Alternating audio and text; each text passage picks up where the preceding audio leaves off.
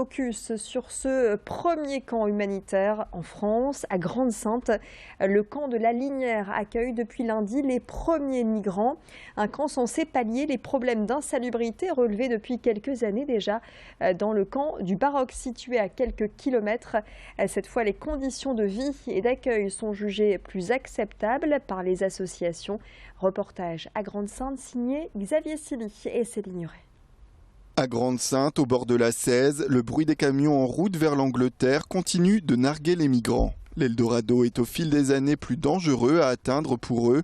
Et jusqu'à lundi dernier, les conditions de vie dans le camp insalubre du Baroque devenaient très critiques. Depuis lundi, le camp de la Linière, le premier camp humanitaire de France, est désormais ouvert.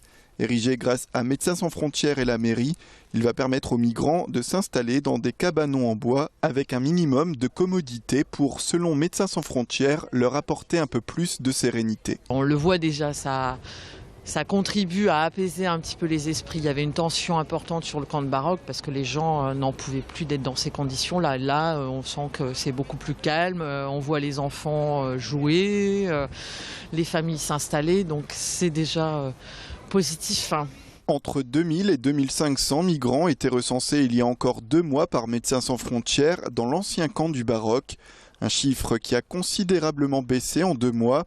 La campagne de demande d'asile menée par le gouvernement fonctionnerait très bien. Et d'un autre côté, les nouveaux camps de migrants en Belgique notamment deviennent de plus en plus prisés. Mais Médecins sans frontières gardent les infrastructures nécessaires pour accueillir 2000 migrants à la Linière. On avait effectivement tablé sur la tranche haute de 2000-2500 personnes potentiellement accueillies sur ce site. Entre-temps, effectivement, il semble que ça ait diminué. Je ne peux pas vous dire effectivement si les anges sont partis, ont réussi à passer en Angleterre ou ailleurs. On va voir combien de personnes restent. On a la capacité de produire des chalets pour 2000 personnes.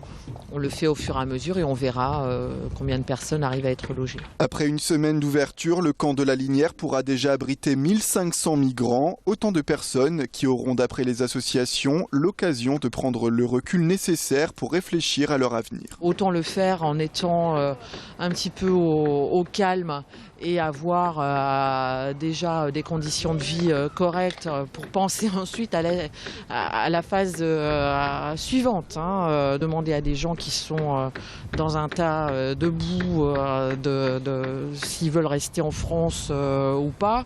Je pense que les conditions d'accueil ne permettaient pas pour eux de faire un choix très éclairé quand ils voyaient les conditions dans lesquelles ils étaient accueillis. Le camp du Baroque s'est vidé en 4 jours et avec ce premier camp humanitaire à Grande-Synthe, un nouveau symbole de la crise migratoire voit le jour en France. Une nouvelle façon d'accueillir ces populations à l'heure où le sud de la jungle de Calais est en train d'être démantelé.